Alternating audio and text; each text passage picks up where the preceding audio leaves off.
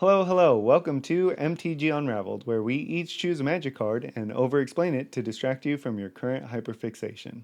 I'm Rafa. And I'm Ryan.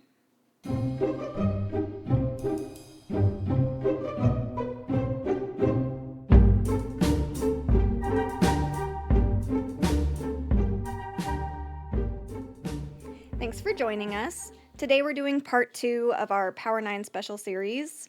Last week we discussed the one and only Black Lotus, so if you missed it, make sure you go back and take a look at episode 9. That leaves us with 8 more cards out of the Power 9. However, we felt like we didn't really need to go over the 5 Moxes for a full episode, so really that leaves us with 3. Yep, and if that is something you're interested in, talking about the Moxes, please let us know and we can put some info out there on our TikTok. But I digress. That leaves us with 3 cards to discuss today, so let's test your knowledge of the Power 9 and see if you can guess each of the cards. I'm going to go ahead and start with our first card. It is 1 generic and 1 blue pip. And it's a sorcery? Yeah. I can't think of any card that's 1 and a blue and a sorcery. I'll go ahead and give you the text box to see if you can figure out which one this first card is. Take an extra turn after this one.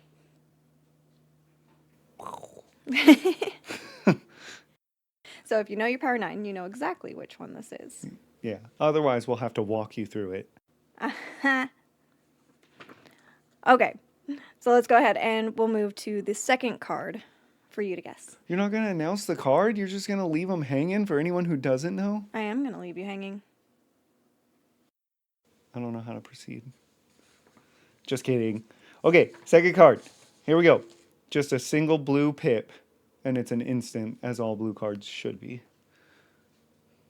Yeah, I can think of a lot of single blue instant cards. Like you have Into the Floodmaw. I don't know why that's Swan Song. Strixhaven Serenade. Yeah. Brainstorm. A classic.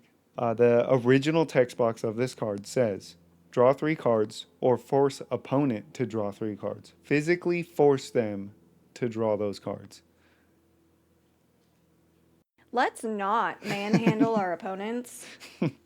That's when the popo get called. Magic was a different game back then. Apparently. They were playing it in the streets of Compton. Yep. The redacted text says, target player draws 3 cards, which is how it would be read, of course, today if it was printed. I'm not leaving them hanging. This is an amazing card. It's Ancestral Recall. It is a really, really good card. All right, fine. The first one was Time Walk.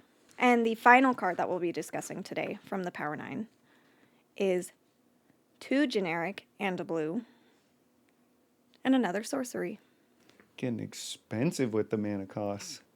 Oh, yeah. Can you think of a 2 generic blue sorcery? I've got one in my head that sees play quite a bit. No. Windfall's a sorcery, right? Oh, yeah. Really good card.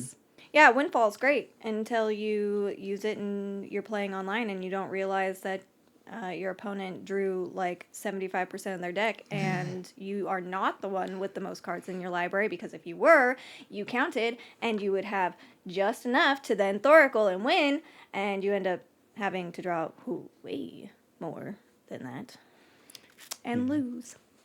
But I also took that opponent out, so whatever. If I have to lose, so do you. The text box. Set this card aside in a new graveyard pile.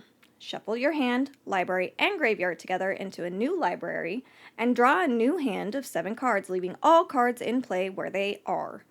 Opponent must do the same. The not ridiculous way of saying that. Each player shuffles their hand and graveyard into their library, then draws 7 cards.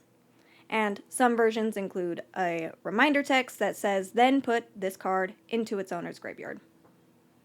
This would be Time Twister. Yep. So the very first card was Time Walk. Again, this is an extra turn spell, so it's pretty self-explanatory, but basically the turn that you cast it, after that, you'll take a full additional turn. That includes all phases, untap, upkeep, draw, main phases 1 and 2, combat, and end step. obviously can be really good in a lot of ways. There's many other extra turn spells. You know, if you have upkeep triggers or end step triggers, you get to double those. You untap all your mana, cast a bunch more spells, do all the things, hit people again. The best part.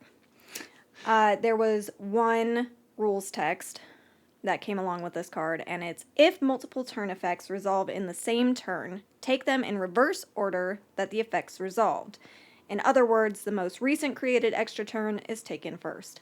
I could not for the life of me think of a reason why It's because you're not a red player. Specifically matters. It's because you're not a red player. So if you cast Time Walk and I think it's like Final Fortune, but you lose the game at the end of that turn. So if you're going to cast like this card, Time Walk, and one of those red spells, you'd want to cast the red spell first and then the Time Walk. So that you can take the Time Walk turn first and then the extra turn where you lose the game at the end of that. Yeah, okay, yeah, I do know what you're talking about. Yeah, there's two different ones. Yeah, did not consider that because, I'm not a red player. So, and that just seems... It's all right, I got you. Like an awful way to take an extra turn. Just play blue. No, those cards are incredibly powerful. I mean, they see CEDH play. Just play blue. So, as we know with the Power 9, they're called the Power 9 for a reason. So why in particular is this card so good? Well, number one, efficiency. It's only 2 mana to take an entire extra turn. It's by far the cheapest extra turn spell that was ever printed with 0 drawbacks. If you look at some other extra turn cards, such as Time Warp, which is one that's played pretty often, it's the exact same text, but it's 5 mana to cast. Yeah. Which is quite a lot more when it actually comes to it. What that tells me is that game designing made huge improvements by the time Time Warp Time Warp, right? Yeah. Time Warp or Temporal Manipulation got printed, and they figured out 5 mana for an extra turn is still reasonable. It's not broken, where 2 mana is just way too cheap. Yeah. Temporal Manipulation is another one that is insanely good. It's one of the only extra turn spells that I run in a deck. And it's because it's a deck where I manipulate the top of my library and it has Miracle on it. So you do get an extra turn for 2 blue mana, except that's only if it's the first card that you draw in a turn. The other extra turn card that I looked into when looking up this card was Walk of Aeons, because it's a direct rework of this card, art inspired by it and everything. And that's 4 blue, so 6 mana total.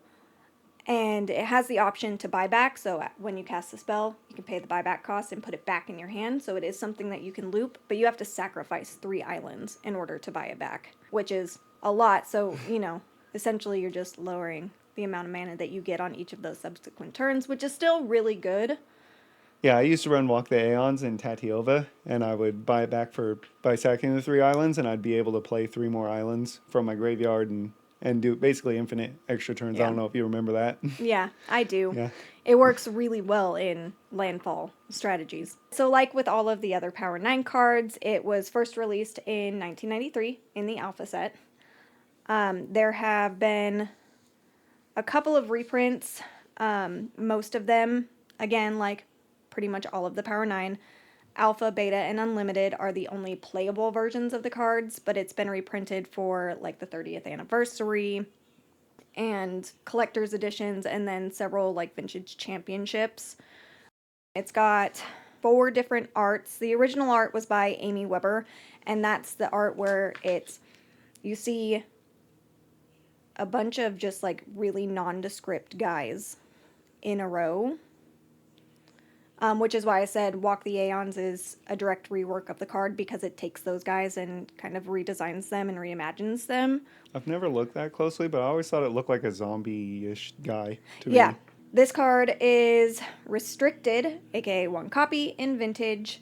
It is worth 6 points out of 10 if you want to play it in Canadian Highlander. That seems crazy to me that it's only 6 points, because I don't know a lot about Canadian Highlander. Like, my basis is basically last episode, Black Lotus was 7. Yeah. And so for this to be less than a Black Lotus, I mean, this card to me has just as much looping and nonsense, and honestly will probably win you the game more. Not get you to a winning position like Black Lotus will, but will win you games more. At least you'll see how it won you games more than a Black Lotus would. Yeah, I don't have any idea how they decided point values for different cards, but I mean, 6 out of 10 is still a hefty amount of the points that you're allotted for a deck in Canadian Highlander. So you have 6 of those, you can only put so many other of what I essentially look at as their game changers list into the deck. It does limit other powerful cards you can put in. So, and all of the Power 9 are 6 or higher. Oh. Except for one. The next thing we wanted to talk about was prices. We went very deeply into the price of Black Lotus. And these cards are also no exception to the insane amount of actual, like, physical money value that they are worth. Would you say they have a rich history of price? Oh, yeah.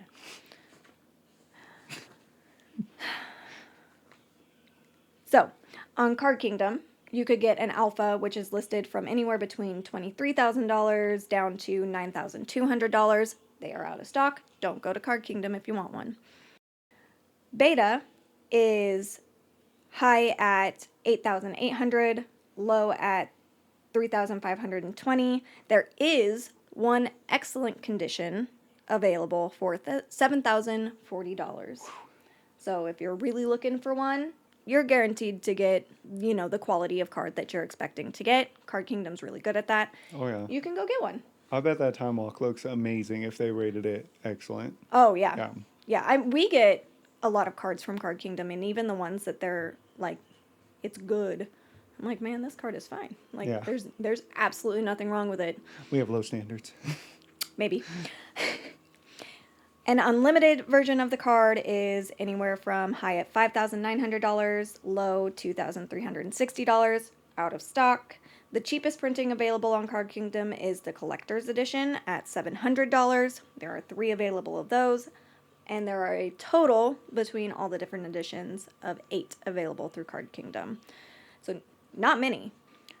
TCG Player is the other major one that I looked at. There was one alpha listed at moderately played for $8,795. There were 9 listings for beta between $3,950 up to $14,000. There were 22 unlimited version listings from between $2,700 up to $10,000. The cheapest one available on there was a 30th anniversary edition for $490, and a total of 35 copies of the card available in total. As with many of the alpha cards, there's not like lore specifically through Magic or Wizards of the Coast, because that just didn't exist at the time. Yeah. However, I did some digging, and there's a general consensus that the art for the original Time Walk is inspired by an 1884 novel called Flatland, A Romance of Many Dimensions. That sounds so nerdy. Yeah, it really, really does. It gives the idea of somebody who is time traveling, aka accessing the 4th dimension or higher, would only be partially visible in lower dimensions. And so that's why you were talking about they kind of look like zombies, is in the 3rd dimension where we exist, we would only see a partial rendering of that being. So down to like bones and muscular structure. There's also a concept of it could be an artistic interpretation of what is called the Timeless Ones, which are ancient powerful beings from the Blind Eternities, which are basically non-descriptive beings up until things like the Eldrazi and gods came into Magic lore. It could just be the artist's interpretation at the time of what the Timeless Ones would look like. Yeah, it just reminds me of Warhammer again, because they have a similar being to the Timeless Ones. I don't remember what they're called, the Ancient Ones, something like that. It's very similar. Yeah. I wonder if every nerdy game just has like the Ancient Ones that are all-knowing and all-powerful, and you don't really know much about them. So let's go ahead and talk about our second card of the day. Okay, one that I would love to cast.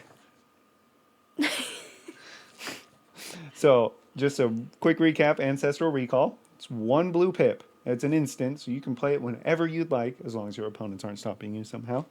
Or you don't have the mana. I don't know why I said that. You draw 3 cards, or you make someone else draw 3 cards. It's very straightforward, very simple, elegant. It's beautiful. Beautiful. It is beautiful. It is. It's the bluest you can get.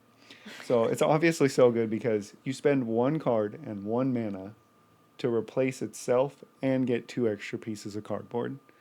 There's no card quite like that you can play today in most formats. Yeah, major value and efficiency. Yeah. The first release of this card was obviously an alpha. It's one of the Power 9 too, just like all our cards will be. There are 5 arts and 14 reprints. So the original art was on the alpha card, the beta card, Unlimited. It's on the Collector's Edition and International Collector's Edition, 30th Anniversary, number 344, and number 47. You have another art done by Mark Poole as well, and it's 2005 Vintage Championship Magic Online Promo 2. Then you have one by Ryan Pancoast. It's the 2013 Vintage Championship, Vintage Masters, and Alchemy Dominaria, which is, if you didn't know, Alchemy is a format on Arena. Yes, I did know that because when I downloaded Arena for the first time and I went on and I was like, what's happening? Alchemy was the only format I could win any games on. I would play Arena more if every time I tried opening it, there wasn't a download that took 30 years to complete, and then by the time it's finished downloading, I'm like, I don't want to. What's an attention span? I have no idea. I don't possess one. So then the next art is by Raul Vitali, and it's the 2018 European Vintage Championship. And then you've got one more, and it's by Vulcan Baga, pronunciation question mark. It's got a... Yeah, 2022 Europe Vintage Championship. So what formats can use this card? It's restricted in Vintage, so you can play 1 copy of it. So exactly the same as Time Walk and the majority of the Power 9. Yeah. But see, where Time Walk was only 6 points, this one is 8 points in Canadian Highlander. That just blows me away. Like, I get this card is extremely powerful, but I feel like Time Walk is right there with it if I were to rank it, but I'm not the Canadian Highlander rules committee or whatever it's called. 2 more than Time Walk, 1 more than Black Lotus. Yeah. I have no idea. In my head, these 3 cards, I would just put them at the same point value. You get to run 1 is the general idea. You cannot run more than 1 of the Power 9. To me, that just says that I'm too smooth-brained to figure out why Time Walk is 6 points and Ancestral Recall is 8 points, because obviously there are some big brain plays that would explain to me why.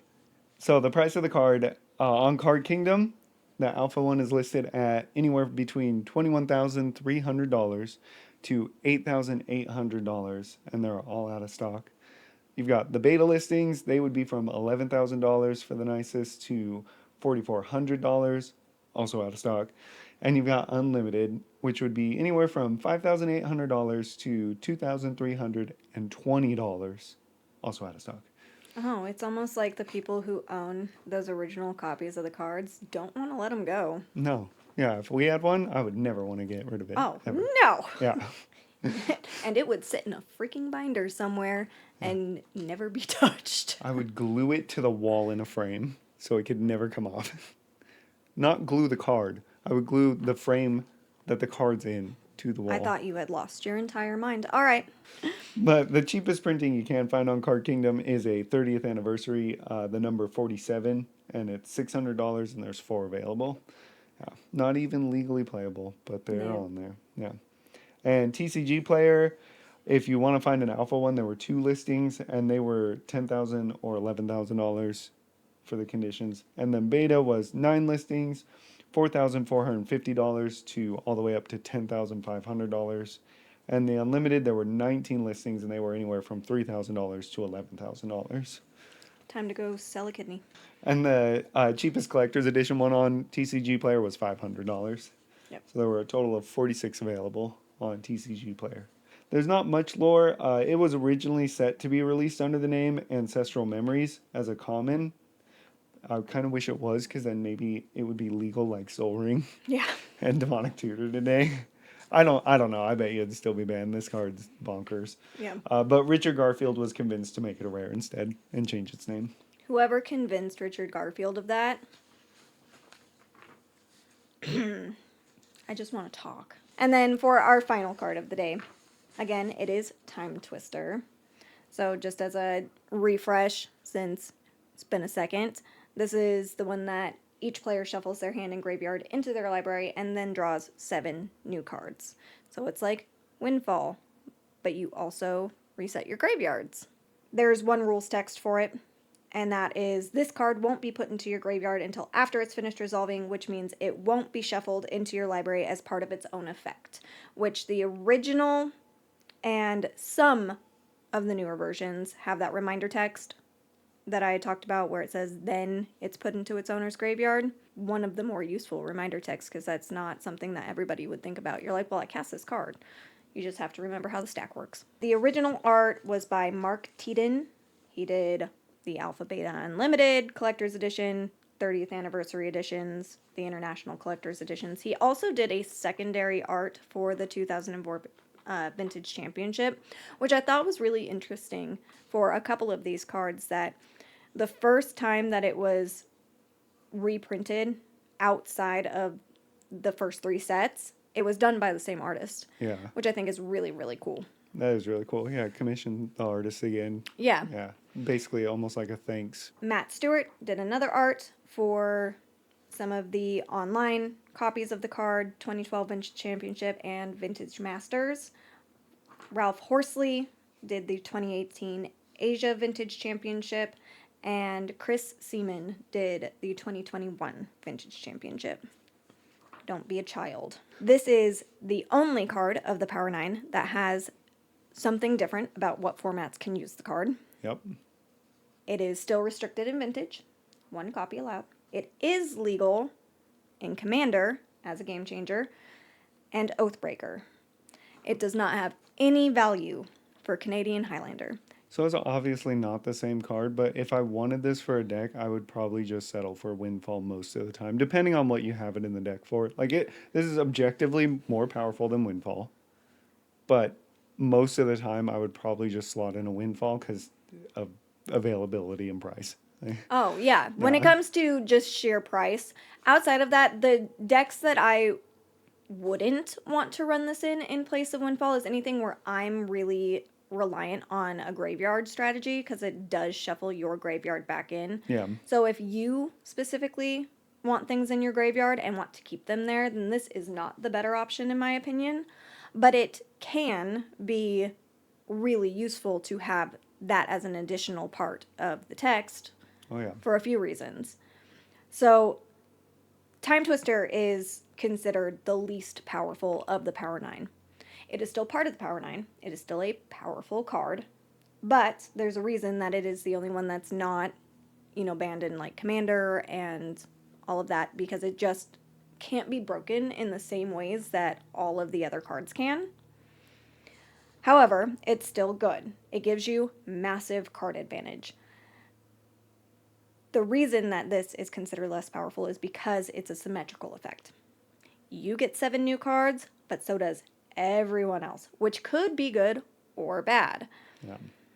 If you play this early, then it could be really good. You can mulligan to not something great, like you have this and a way to play it. Like if you just happen to mulligan that low and you're like, crap, I have nothing else to do. Yeah. Then it can be really good for you because it's another mulligan in your case. And your opponents who crafted their perfect starting hands then get reset with most likely...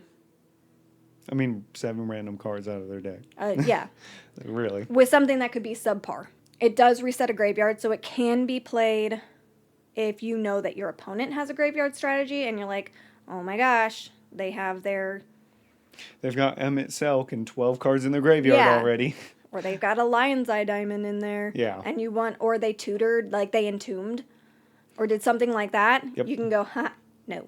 All of that back in. Find it again. I dare you.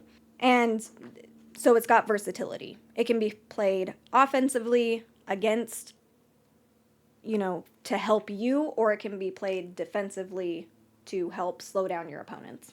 On Card Kingdom, an alpha runs anywhere from $9,200 to $2,300. Not that you can get one out of stock. Beta runs from $6,400 to $1,600. There are 2 in stock. Again, the betas. Unlimited is from $3,300 up to $8,300, out of stock. The cheapest printing is collector's editions, and there are 3 in excellent condition for $855, or there's 1 in near mint condition for $950. There are a total of 8 available on Card Kingdom. TCG Player, there were 7 listings for alpha, ranging from $9,500 to $17,950. 12 betas, this is another one, from $4,500 to $40,000. Is that like graded and in really good shape Nah. or something? No? No. 24 unlimited copies available from $3,850 to $8,000. The cheapest one is a 30th anniversary edition at $741, with a total of 68 available. Wow. Yeah, quite a few. There are options if you really want that card, because you can play it in your commander decks. Yeah, I was just thinking with the 30th anniversary edition, I understand it's not a legal card, but CDH is a lot more proxy friendly. Yeah. And this card was the most expensive of the 30th anniversary edition, and I wonder if it's because CDH players will buy this card. Yeah, they will buy it to play it. Yeah. Yeah.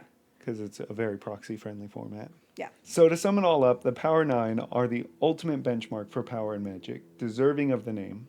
They are each a representative of Magic's history, an era of the game before balance and power were defined. You can see the influence from the beginning of this game, where it's gone to now. But you can also see the development of the understanding of how to make Magic cards that don't just break the game every time they come out. They're pretty good at it, in my opinion. Nadu was obviously a very well-designed card, super balanced and fair. But how often does that happen, and how many cards come in between all that as well? Yeah. As like I think they do a remarkable job overall at developing cards. No, they really do. And I know, digging into these was a lot of fun for me, because when I was a new player, I remember hearing about these cards and having absolutely no, general understanding of why. Why are these so special? Why are they so powerful? Why do they cost more than a car? Yeah, sometimes? A down payment on a house. Yeah. And so it was just really enjoyable to actually look at the numbers and see how it's progressed over time. Yeah. One of the most interesting things was literally looking at the price progression of the Black Lotus from when it was printed. I would have never guessed that it was actually that much at printing either. Oh, really? Yeah. Because my thought was oh, this is a new game, but it just shows how much people will put value on things. Yeah. Well, for the sake of value. There was a boom of just collecting in general in the 90s too. So it was the perfect time, perfect place, I guess, or whatever the phrase is. I collected Pokemon cards instead of Magic cards. If only I had known. Yeah, same. But we were little kids, so. Exactly. Yeah. I just wanted to play with cute little Eevee. Yeah. Yeah. So if you had to rank these cards and how powerful they are, and rank them in order of if you could play it in Commander, which one would you want? How would you rank these 3 cards? I think I would go from the bottom, Time Twister. In second place, I would put Time Walk, and at the top, I would put Ancestral Recall. So you must be that big brain player I was talking about, because I would put Time Walk as my number 1, and then Ancestral Recall and Time Twister. I was just thinking of, in general, the types of decks I play. That's fair. I only have one deck where I really look to take extra turns. And I'm not a huge fan of chaining extra turns and stuff like that. If I'm going to do something quick to win a game, there's other ways to do it that I think are more fun than being hey, sup everybody, watch me play Magic the Gathering. Infinite extra turns. Would you like me to play this out? Yeah, you don't get to do anything. Just watch my magnificence. Whereas I can think of mini decks that I would slot Ancestral Recall in there in a heartbeat. No problem. But you wouldn't slot a Time Walk in there? 2 mana? Oh, it would go in Paco. I would put both those cards in every deck that has blue in it. But that's me. Yeah, I mean... Embrace the blue. That's true. If it were available, I probably would just slip it in there for the extra value that it gives. Yeah, but it's just so efficient. But I just think Ancestral Recall is more fun. That's fair. It also is an instant where Time Walk is a sorcery. So, yeah, holding open 1 blue is more fun. You taught me to enjoy the power of holding open blue mana, so live with it. I'm proud. Before we say goodbye, is there anything you're hyper fixated on? Yeah. These last 2 episodes are a great example of how much I've been thinking about it, because we were talking about some very, very expensive cards within Magic. But I extended that out to just hobbies overall, and really how much it costs to have enjoyment in life. I have a lot of hobbies. There's a lot of hobbies that I would love to get into. I am so jealous of the people who have all of these magnificent, wondrous Lego sets. I love Legos. I was never even like a Lego kid. I just really got into it later. And I want Lego Hogwarts. I want the Death Star. I want the Millennium Falcon. I want the entirety of Middle Earth is available. They are beautiful sets, and I would enjoy putting them together. But it's so expensive. Yeah, you go with like the one thing known for being... Well, okay, no, all hobbies really are expensive, but Lego definitely has a reputation for like, why are these little pieces so expensive? But we play a game with the same reputation, yeah. so... And in a previous episode, we talked about Warhammer. Mm-hmm. I think the lore is super duper interesting. I probably really would enjoy the gameplay as well, but it's yet another expensive hobby. I really enjoy doing art, but buying all of the supplies that you need to do even just, a niche of art. If you want to paint, you have to get all the things to paint effectively. If you want to do whatever else, clay modeling, there's a bunch of stuff that goes into that. I see all these people doing really cool like wood burning. That'd be fun, but that costs money. We 3D print. That costs money, and it's so much. And, all of life is expensive, right? Just going and getting the food we need to live, paying for a roof over our heads, cars, children, whatever it may be, is all expensive. And we just go, ugh, yeah, all right, I have to do this. But enjoyment is a necessary part of life too. But we pause every time. I'm a very impulsive spender. It's a dopamine hit on top of the hobby that you then get to do that also increases dopamine, and serotonin and all the other happy chemicals. But we pause and go, I don't know. I don't need this. But you do need it to an extent. You can't just go through life working and sleeping and staring at a wall. Hey, if people want to do that, let them do what they want. No, I understand what you're saying. Sorry to make light of it. Yeah. No, yeah. It's true. And I think I mentioned on, in the description on a TikTok, especially being a nerd. Being a nerd is expensive, because then you go beyond the actual hobby itself, and you have all of your collectibles. You want to collect pins? Money. You want to collect stuffies? A single U2s or pop figure is $40 each. Yeah, it's outrageous. So you only get part of the K-pop Demon Hunter crew because you have self-control. Yep. I impulse bought these K-pop Demon Hunters, but I have self-control. Because I only bought Huntrix and Jinu and not the rest of the Saja boys. Okay? But I don't know. It's something that just has been going through my mind a lot lately about how it just sucks. I don't know how else to put it. Like, it sucks that everything costs so much just to try to have a little bit of happiness in your life, to do things that you enjoy, to even things that will improve your life in so many ways. You know, I would love to get to the point where I can create art that I can share with other people, but it costs money to invest into doing that. Yeah, I mean, there are things that you can do for enjoyment that are relatively inexpensive. I can go hike. But typically, you still got to spend gas and have an automobile, or at least pay for transportation of some sort to get there, unless you live right behind a mountain, which we certainly don't. Yeah, no. It definitely, it adds up. Yeah, it does add up, and we haven't really talked about it much, but we also have quite a large family. So for us in particular, and I'm sure, you know, this applies to other people as well, even if you only have one kid, that's still a lot of money to go, and it's that much more to go and do something fun. It adds up, and there are a sense of enjoyment, though. So, just like you said, in every way, it does cost money some way.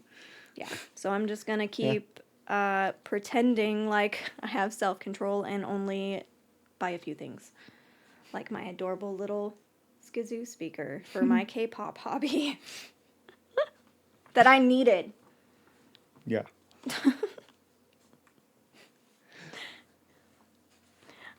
So that is today's episode.